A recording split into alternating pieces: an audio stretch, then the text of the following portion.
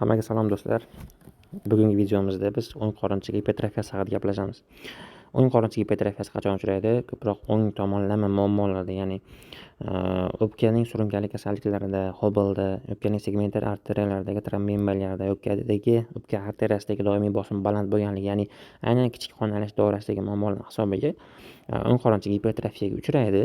Ya'ni bosim ortganligi hisobiga, ya'ni qarshilikni ortganligi hisobiga o'ng qorinchaning hujayralari hajm jihatdan kattalashib ketib qoladi. Ya'ni massa jihatdan og'irlashadi, lekin hujayralar soni o'zgarmaydi. Bu EKGda qanday belgilar olib keladi? Mana bu keysimiz bo'yicha uni ko'rishimiz mumkin. Ya'ni birinchi o'rinda ritmimiz baholab olishimiz kerak bo'ladi. Sinusli yoki sinusli emasligi. Bu har qanday tarmoqda QRSdan oldin musbat paytchalar bo'lish bo'lmasligiga qarab baholaymiz. Qarasak, musbat paytchalar bor. Bu ritmning sinusli ekanligidan darak beradi. Keyingi ko'rishimiz mumkin bo'lgan narsa bu regular yoki noregulyarligi. Ya'ni RR orasida katta son sanaymiz. Misol uchun mana bu yerda 1 2 3 ta, 1 2 3 ta, 1 2 3 ta. Demak, ritm ham regular ekan. RR orasi bir xil chiqyapti. Keyingi narsa bu yurak qisqarishlar soni hisoblanadi. Yurak qisqarishlar soni bu qog'ozda 25 mm/sekund taqsimda olingan deb hisoblaydigan bo'lsak, 300 degan bizda doimiy raqam bo'ladi va 300 ni bo'lamiz ikkita R orasida kattalar soniga. Misol uchun mana bu keys joyi bo'yicha 1 2 3 ta kattagi bor. 300 ni demak 3 ga bo'laman. Shunda yurak qisqarishlar soni 100 ta chiqadi. Demak, yurak 100 ta uryapti ekan daqiqasiga. Keyingi narsa bu elektr o'qi hisoblanadi. Elektr o'qi normada eng R tishchalagan, musbat R tishchalagan, mana bu tishchalarga qarab baholanadi. Normada eng baland R 2 da, keyin esa 1 da, keyin esa 3 ta bo'lish kerak edi. Bu keysimiz bo'yicha sal boshqacharoq, chunki eng baland R 3 tarmoqda bo'lyapti, chunki 3 tarmoqda 5 ta 9 mm, 9 ta kichik kattaga to'g'ri kelyapti. Ikkinchi tarmoqda esa buni ko'rsatkichimiz 1 2 3 4 5 6 7 taga, ya'ni 7 mm ga to'g'ri kelyapti. Uchinchi tarmoqda esa o'rtacha 3 mm ga to'g'ri kelyapti ekan. Demak, bizda 3, keyin 2, keyin 1 bo'lib qolyapti. Bu esa elektr o'qini o'ng tomonga siljganligidan darak beradi, chunki 3-tarmoq ko'proq yurakning pastki qismlariga javob beradi. Demak, elektr o'qi o'ngga siljigan ekan. Keyingi o'rinda biz pay tishchani baholab olishimiz kerak. Pay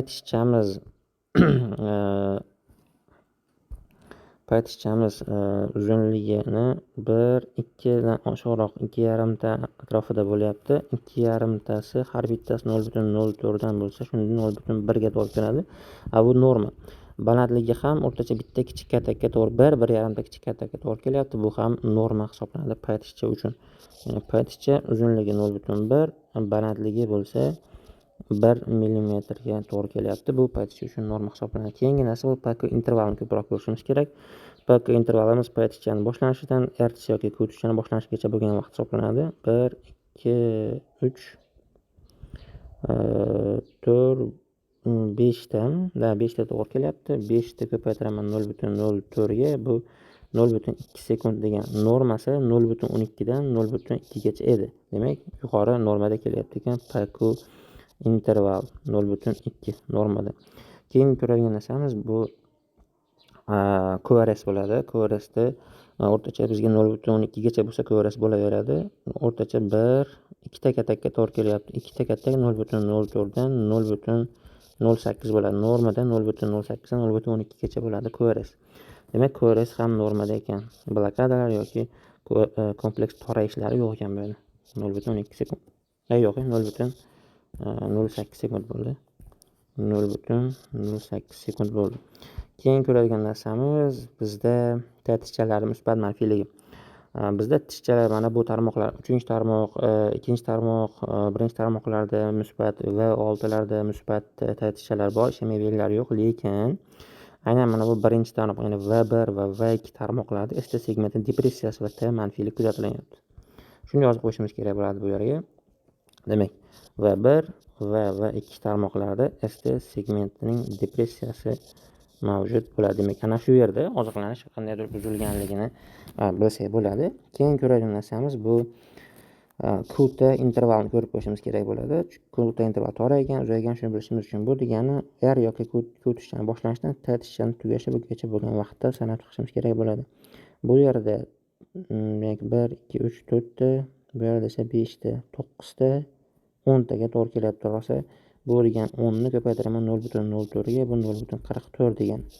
Normada 0.36 dan 0.44 gacha bo'ladi o'zi.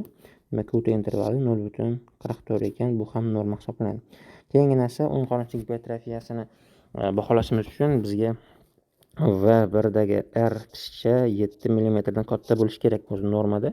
Shuni ko'rib chiqishimiz kerak bo'ladi. Ya'ni V1dagi R ning balandligini ko'rishimiz kerak.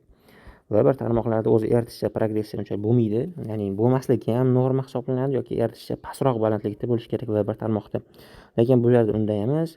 Bu yerda mana bu yergacha 1 2 3 4 ta, bu yerda esa 5 ta, 9 ta, 10 11 ta, 11 mm chiqyapti. Ya'ni 11 ta katak chiqyapti. Bu esa biz 7 dan baland bo'lish kerak deyapmiz. V1dagi R 11 mm chiqyapti. Endi umumiylashtirsak, shu yerda o'ng qorinchiq gipertrofiyada belgilari qaysilar? Birinchi belgisi bu aynan V1dagi R'lar 7 mm dan baland bo'lsin. Ya'ni bu yerda 11 mm chiqyapti. Chunki nimaga? Chunki V1 va V2 tarmoqlar aynan o'ng qorinchaga javob beradi o'zi. O'ng qorinchaga javob beradi. V1da R baland ekan, bu birinchi belgisi. Ikkinchi belgisi aynan o'sha tarmoqlarda V1 va V2da ST segment depressiyasi bor. Bu nima degani? Bu yerda qo'shimcha muskul paydo bo'lgan, massa paydo bo'lgan va o'sha massa yaxshi oziqlanmayapti degani. Yaxshi qondan ta'minlanmayapti. Shuning uchun ST depressiya bor. Именно ash tarmoqlarda, qolgan tarmoqlarda emas. Va uchinchi belgisi, eng muhim belgisi elektr o'qining o'ng tomonga siljiganligi. Shu 3 ta belgisi chap o'ng qorinchiq gipertrofiyasiga rasman mos keladi. Demak, uchalasi ham bizda mavjud ekan. Demak, tashxisni o'ng qorinchiq gipertrofiyasi deb qo'yaveramiz. O'ng qorinchiq gipertrofiyasini asosiy tasdiqlash uchun baribir ekokardiografiya kerak bo'ladi. Ekokardiografiyada qanchalik gipertrofiya bo'lganligini baholab olamiz. Shunga qarab turib, etiologik omillarni yo'qotadigan bo'lsak, demak, bemorda anchagina klinik o'zgarishlar paydo bo'ladi. Bugungi video shulardan iborat edi. Hammaga rahmat, salomat bo'linglar.